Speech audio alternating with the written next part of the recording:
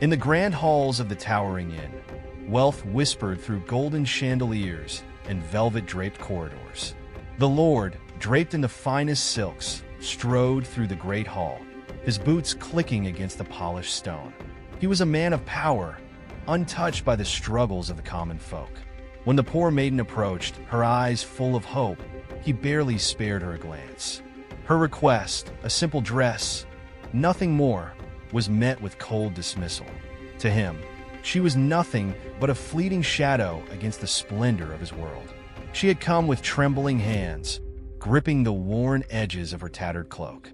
Hello, I'm the storyteller of the channel, and I would like to ask for a second of your time to subscribe, activate the notification bell, and like the video so that YouTube can take our story to more people who are passionate about stories like this. Thank you, and without further ado, let's continue with our story. Her voice, though soft, carried the weight of desperation.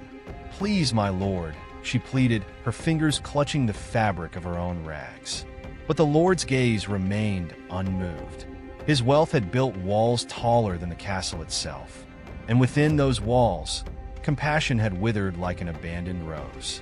He turned his back without a word, leaving her standing in the middle of the bustling hall, surrounded by laughter and music that did not belong to her. The maiden lowered her gaze, swallowing the sting of rejection. She had known better than to hope, but still she had tried. The lord had everything: golden goblets, rich feasts, jewels that caught the candlelight like tiny stars. Yet he could not part with a mere garment.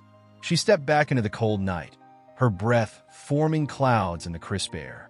The world inside that inn was warm, filled with light and laughter. Outside, only the wind greeted her. For years, the lord had surrounded himself with indulgence, believing that wealth was the answer to all things. He had never known hunger, nor had he felt the sting of cold against bare skin. To him, suffering was a foreign tale, spoken in the hushed whispers of the servants, never truly reaching his ears. He ruled his world with a heart of iron, dismissing the cries of the less fortunate as mere noise. And so, when he looked at the maiden, he saw not a person, but a nuisance. Yet, something lingered, a brief flicker of unease, buried beneath layers of pride. The way she had looked at him, not with anger, but with something far worse: disappointment. It was the look of someone who had expected nothing and still received less. For the first time in years, the lord felt a small crack in the fortress he had built around his heart.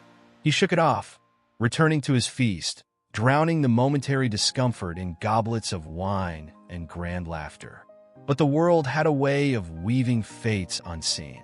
Outside, the maiden clutched her thin cloak tighter around her, gazing up at the towering inn one last time before walking into the darkness. The night carried secrets, whispered through the wind, unseen but inevitable. And though the lord continued his night as if nothing had changed, something had been set into motion. A tale of unexpected love, of fate's relentless grip, of a medieval tale yet to be written. And so, the wheels of destiny turned, unseen and unstoppable. The lord, seated on his golden throne of privilege, had no idea that his life was about to change forever. If you like exciting medieval stories, you can help us by subscribing, activating the bell, and leaving your like.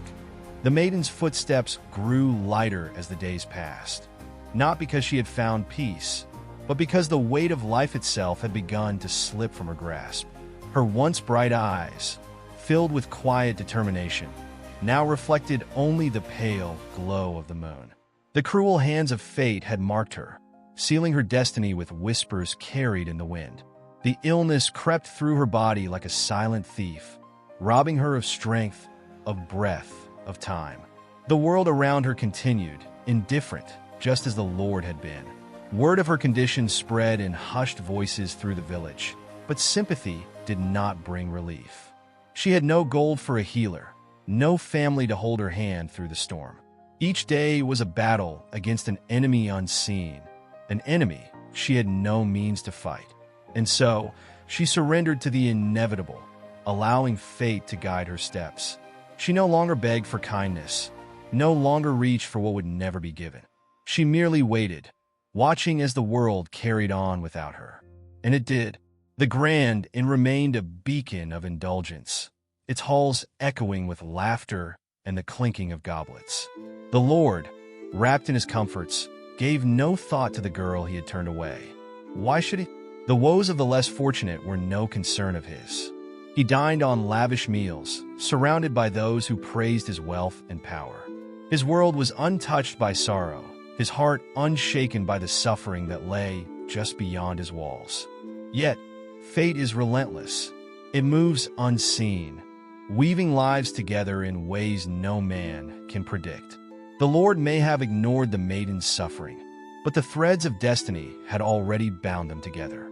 The same wind that carried his laughter through the night also whispered the truth of the maiden's fading light. Though he did not yet know it, his path had already begun to shift, leading him towards something unfamiliar, something deeper than riches, something greater than power. There is a moment, a single breath in time, when a man is forced to see beyond himself. For the Lord, that moment had not yet come, but it was close. The shadows of his choices lingered in the air, waiting to take form. And when they did, he would no longer be able to turn away. The weight of a life, once dismissed so easily, would soon rest upon his soul. The maiden, unaware of the change brewing in the stars, continued her silent farewell to the world. She had accepted her fate, embraced the cold touch of inevitability. Yet, even in her final days, a wish remained, a whisper of longing buried beneath years of hardship, a dream so simple, so small, yet entirely out of reach. And soon, that dream would reach the ears of the very man who had denied her kindness. For even the most distant souls are never beyond the reach of destiny. In the quiet of her final days, the maiden did not yearn for riches, nor for miracles beyond reason. She did not seek to rewrite her fate or bargain with the heavens for more time. No, her heart held only a simple wish, a banquet. Not just any meal, but a feast fit for nobility, one she had never dared to dream of. A table adorned with golden platters, overflowing with fruits ripe as summer, meats roasted to perfection, bread so soft it melted at the touch. She longed for one night where hunger was a stranger and warmth wrapped around her like a long-lost friend. It was a foolish dream, she knew. Banquets were for kings and lords, for those whose coin could buy indulgence without a second thought. And yet, as she lay beneath the pale glow of the moon, weakened but unbroken, she imagined the taste of honeyed wine on her lips. In the vastness of the world, such a wish was nothing, a mere whisper lost in the wind.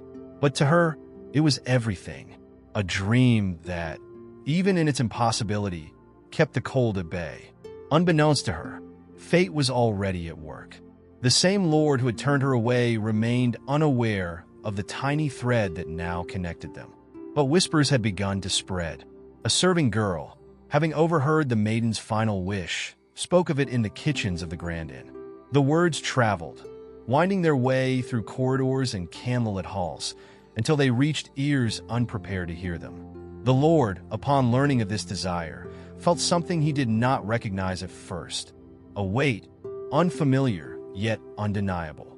Guilt, a feeling so foreign, so out of place within him, that he almost cast it aside. But it lingered. The memory of her desperate plea, of the way she had looked at him not with anger, but with the quiet acceptance of someone who had never expected kindness, haunted him. For the first time in years, the abundance on his table felt heavier, the laughter in his halls less sweet. A single thought took root in his mind, unwelcome yet persistent. What harm would it have done to grant her that dress? And so, for the first time in his life, the Lord found himself unsettled. He, who had always looked upon the world with detached indifference, now felt the stirrings of something deeper. A restlessness, a whisper of unease. The idea of suffering had never touched him before, had never seemed real. But now it had a face, and a name, and a wish so heartbreakingly simple that it gnawed at the edges of his certainty. That night, as he sat before his lavish meal, he found no hunger. The golden platters, the endless bounty, none of it filled the void that had begun to form within him. He did not know it yet, but the course of his life had shifted. His choices, once made without consequence, now carried weight. And though he did not understand why, he could not shake the feeling that the maiden's wish was not hers alone anymore. It had become his burden too. And so, before the dawn could rise, the Lord made a decision. One that would bring him closer to a path he had never walked before. A path where wealth was no shield and kindness was not weakness. A path that would begin with a single act, one that would change them both forever. The Grand Hall, once reserved for noble feasts and indulgent celebrations, had never seen a night quite like this. The tables, adorned with silver goblets and overflowing platters, stood not for the wealthy, but for a single soul who had never dared to dream of such luxury. The maiden, frail yet astonished, was seated at the head of it all. The scent of roasted meats, spiced wine, and fresh-baked bread filled the air, wrapping around her like an embrace. And beside her, standing in quiet contemplation, was the Lord himself. He had not spoken much since arranging the feast. Even now, as he watched the maiden take in the sight before her, he remained silent. Something within him was shifting, something he did not yet understand. For years, he had believed nobility was measured in coin, in the weight of gold and the power it granted. And yet, as he looked at the frail girl before him, he began to suspect that true nobility lay elsewhere, perhaps in the act of giving, rather than possessing. The maiden, hesitant at first, reached for a piece of bread, her fingers trembling as if the moment might shatter at the slightest touch. When had she last eaten without rationing every bite? When had food been more than survival? When had it been joy? The first taste was overwhelming, each flavor richer than she had ever known. For the first time in a long time, her body felt warmth, her heart felt light. She turned to the Lord, her eyes searching for an answer to a question unspoken. Why? Why would a man so distant from suffering offer her kindness now? He had no answer to give. He only knew that the weight in his chest had lessened when he saw her eat, that the food he had once consumed without thought now carried meaning beyond indulgence. The laughter of his noble guests had never moved him, but the quiet gratitude in the maiden's gaze struck something deep within him. He had spent a lifetime feasting among those who sought only to take. Yet in giving, he had found a fulfillment he had never known. The night stretched on, and for the first time in years, the Lord found himself lingering at the table, not out of duty, but out of choice. He spoke little, yet he listened, to the maiden's soft words, to the weight of her experiences, to a life so different from his own. She did not beg, nor did she flatter him with empty gratitude. She simply shared her story, and in doing so, made him aware of how little he truly knew of the world beyond his own. As the candles burned lower, the Lord realized that something had changed irreversibly within him. The feast had not only fed the maiden, it had begun to nourish something within himself, something he had long ignored. He no longer saw her as a mere beggar, nor as a burden upon his wealth. She was simply a person, and in that recognition, something deep and unfamiliar took root. But fate is not satisfied with mere kindness. It demands more, and though neither of them knew it yet, the banquet was only the beginning of a story far greater than either had imagined.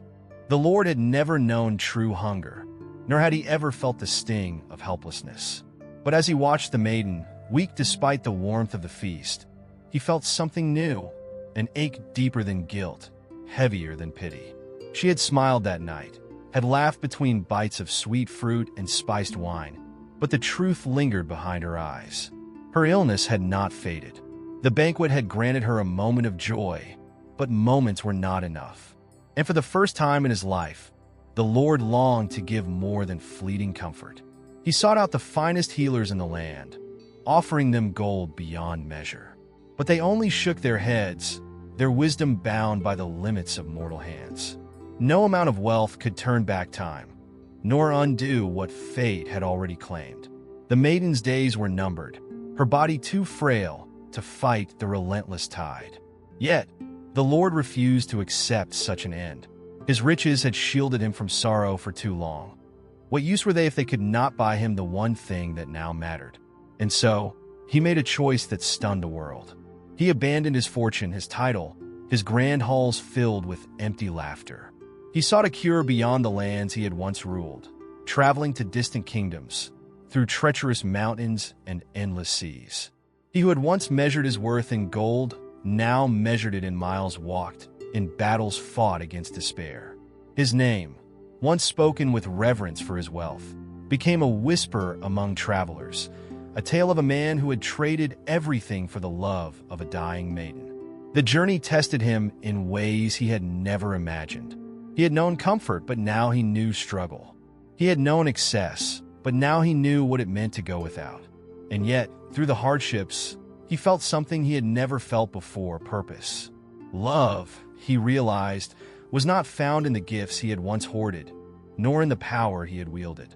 Love was in the sacrifice, in the relentless pursuit of something greater than oneself. The maiden, left behind in the quiet village, had not expected his return. She had known many things in her short life: hunger, loneliness, the indifference of those who had everything. But never had she known devotion.